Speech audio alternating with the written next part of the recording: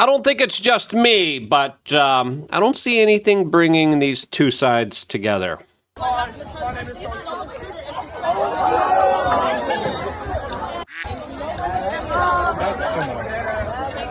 Disrespectful, diabolical, democratic demon, I would say, as the divide in this country has hit an all-time high, and it's only going to get worse from here, as right now we just got more insight, more information, specifically when it comes to the conversation and details surrounding this alleged suspect in the assassination of Charlie Kirk here, as the pieces are now finally starting to come together, especially with the text messages between him and his trans roommate. Now, there's more clarifications now that we got about the note. What happened to that note? That's a good question. What happened with these text messages? What were the orders given here? Whose rifle was it that was used here? We finally got a lot of those answers, and it looks like, finally, we're getting tidbits of pieces of information that allow us to understand what's going on here, which I would argue is vital since we are on the trajectory. We are on a train wreck that, of course, is headed towards each other, that there's no going back from unless we fully understand what in the world just happened and how in the hell do we avoid it ever happening again. If you appreciate these type of very hard, difficult conversations as the news is coming in here, subscribe, click the notification button, as truly we have seen the worst of the worst from individuals like this that are taking moments of when people are trying to pay respects and are using it in order to be the most disgraceful, disgusting version of themselves here. As of course, this video was shot at the Texas State University.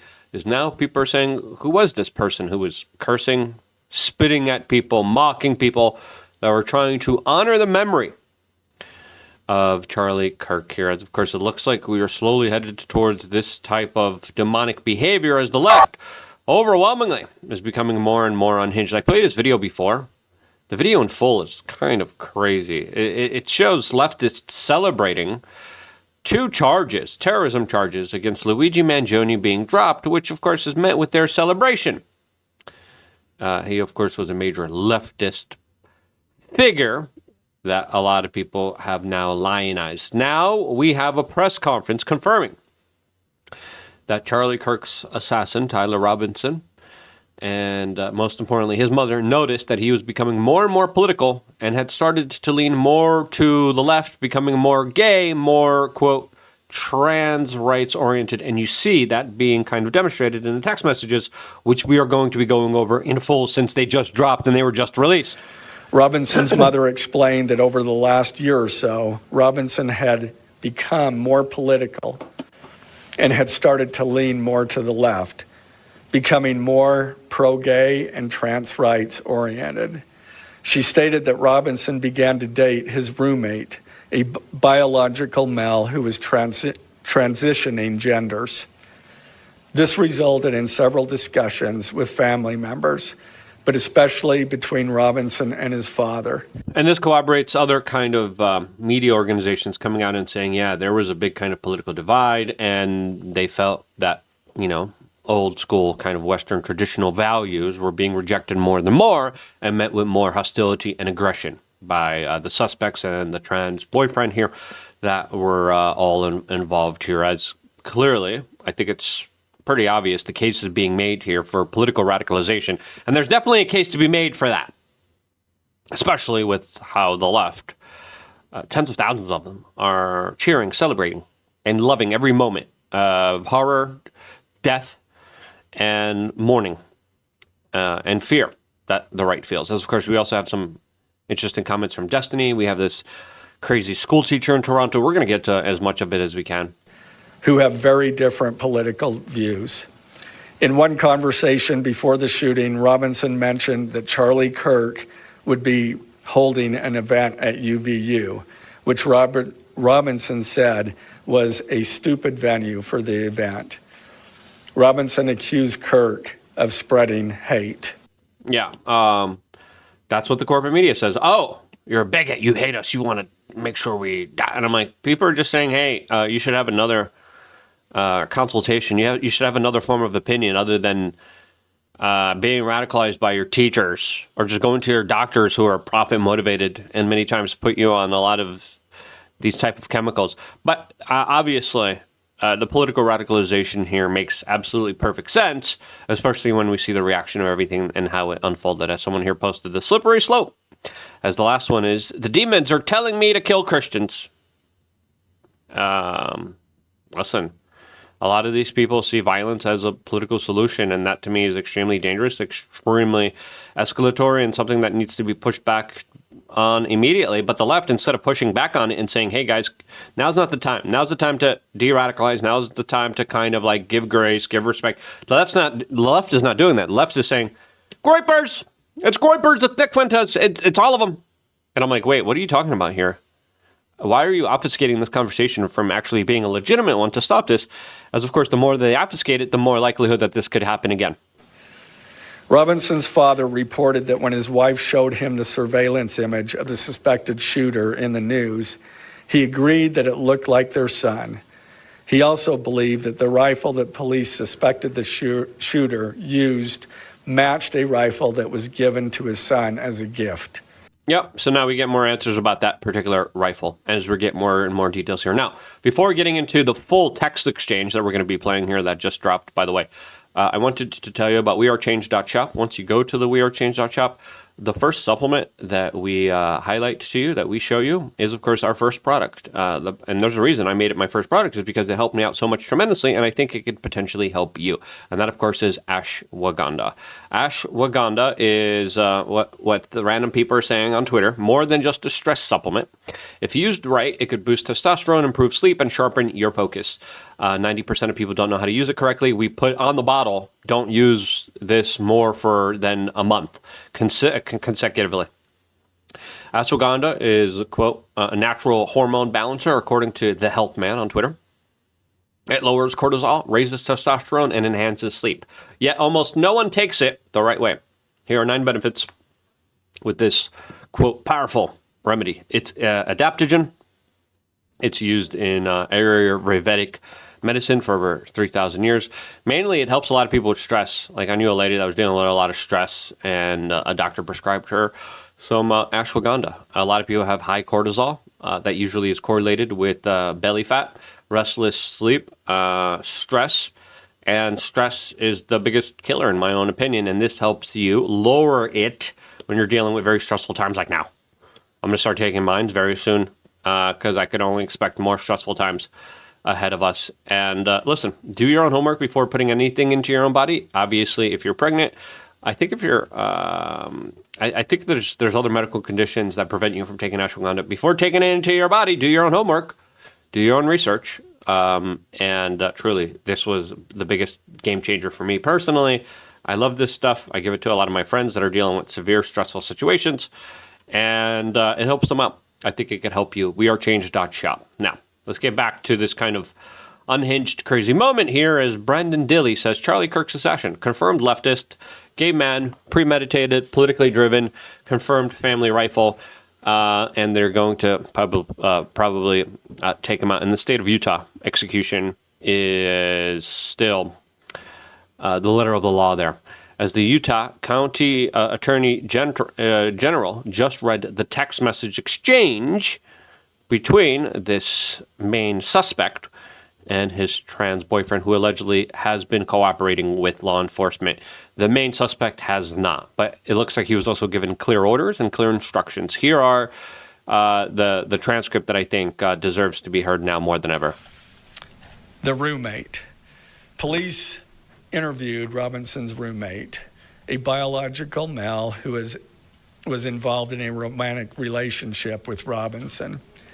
The roommate told police that the roommate received messages from Robinson about the shooting, and he did provide those messages to police.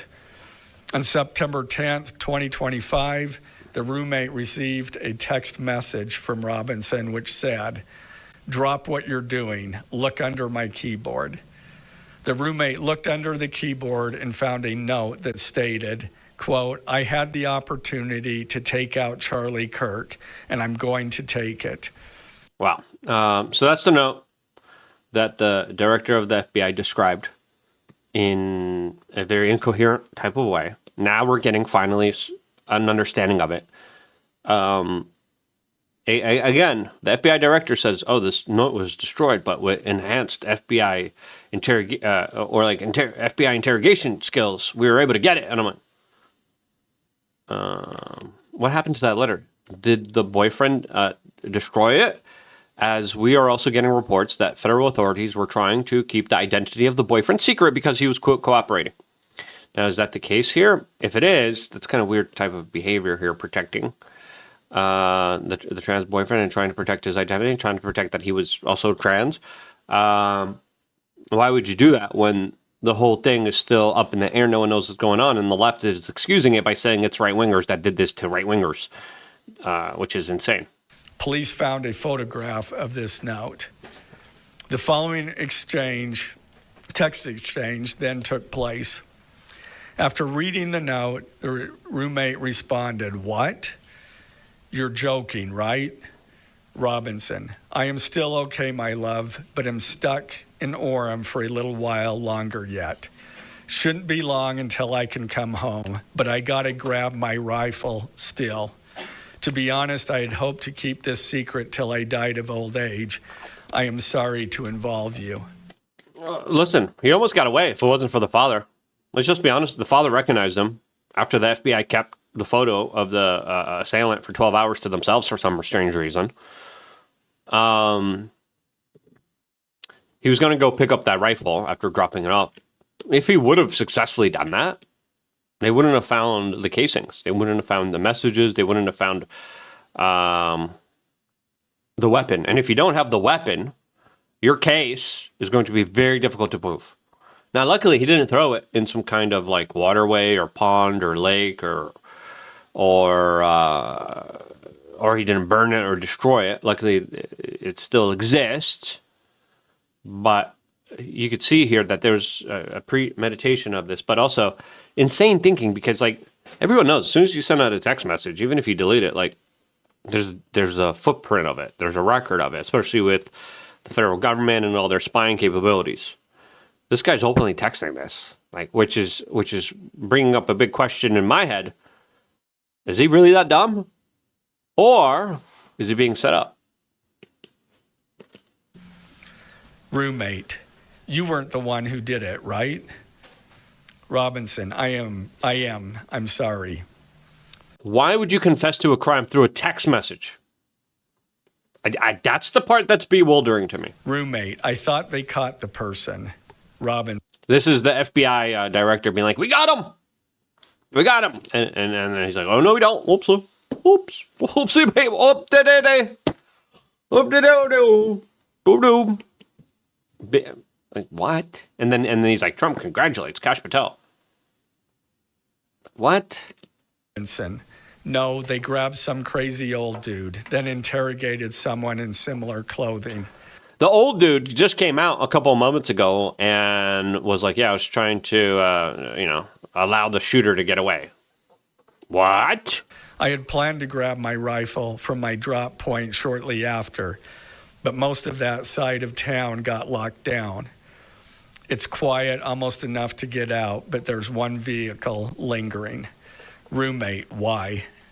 Robinson, why did I do it? Roommate, yeah. Robinson, I had enough of his hatred. Some hate can't be negotiated out. Yep, and that's the talking points of the left. That's what the left has been arguing for many years. They're like, you got to punch that right-wing guy. You got to punch that Nazi, and the Nazis are bad. This is the same talking points that we have seen spread through the corporate media, through the left-wing pundits, through all the left-wing influencers being like, listen, you got to fight back against these Nazis. They're going to put you in camps.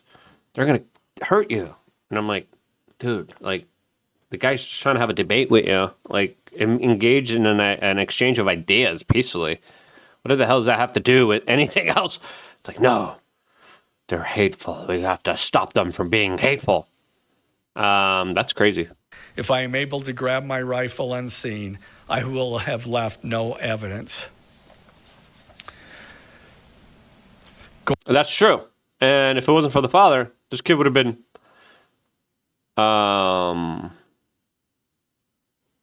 scot-free. Going to attempt to retrieve it again. Hopefully they have moved on. I haven't seen anything about them finding it.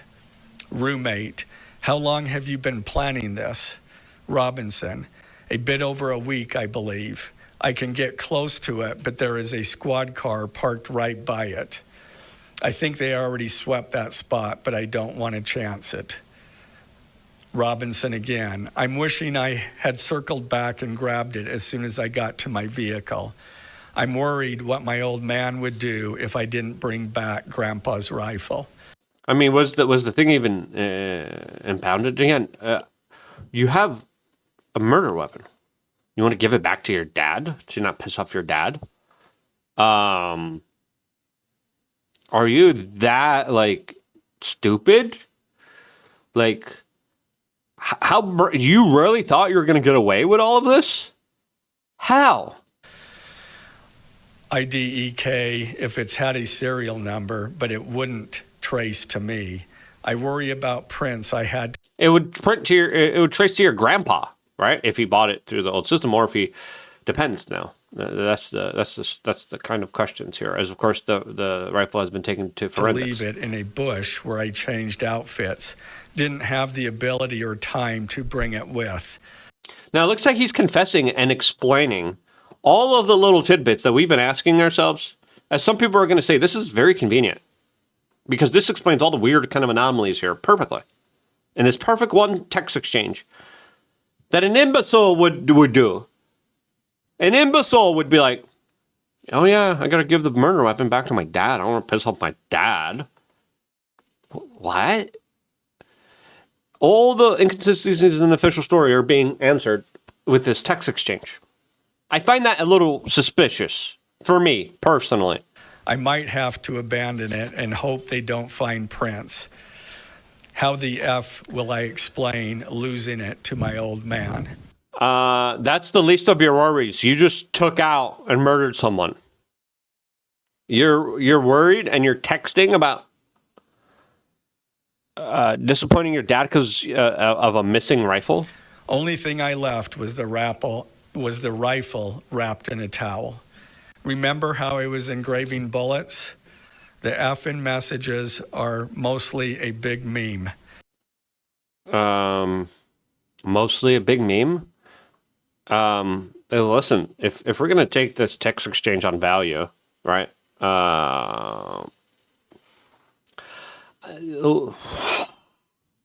Man, my brain's going right now. I was like, what in the hell are we watching here? If I see Notice Bulge UWU on Fox News, I might have a stroke, all right. I'm going to have to leave it. That really effing sucks. What? Okay. Now, clearly, criminals aren't the smartest. But this guy was able to evade federal law enforcement for over 24 hours for multiple days. And now he's talking about, oh man, my main worry now. Now, why did he dump the rifle? He could have just put it in his car. And if he would have put it in his car, the feds wouldn't have not found it. They would have found a screwdriver. Now, the screwdriver allegedly has the DNA, but the question still remains. Official story, he came up there, screw drove his rifle together, unscrewed it, left the roof, jumped off the roof, went into the woods, left the screwdriver on the roof, but somehow put back the rifle. Huh? Explain that one to me. Judging from today, I'd say Grandpa's gun does just fine, IDK. I think that was a $2K dollar scope. Wink, wink. How do you find, like, wink, wink? Like, what? I mean, like, are you that delusional? Like, are you that, like, bloodthirsty? Are you that brazen? Like, yeah, whatever. Robinson again, delete this exchange. Again, Robinson, my dad wants photos of the rifle. He says Grandpa wants to know who has what. The feds released a photo of the rifle, and it is very unique. He's calling me, RN, not answering. Robinson, since Trump got into office, my dad has been pretty diehard MAGA. Robinson, I'm going to turn myself in willingly. One of my neighbors here is a deputy for the sheriff. Again, you are all I worry about, love. That came from Robinson. Roommate, I'm much more worried about you. So clearly obsessed with the trans lover and wanting to, I guess, impress them. Robinson, don't talk to the media, please. Don't take any interviews or make any comments. If any police ask you questions, ask for a lawyer and stay silent. Now, was that text message deleted? I mean, again, I have so many questions here. What's your biggest question? Let me know down in the comment section below. I want to be here for you guys subscribing, checking out Ashwagandha, checking out all this other stuff on WeAreChange.shop. I can't thank you guys enough for doing that. Stay tuned for more all here exclusively on youtube.com/WeAreChange.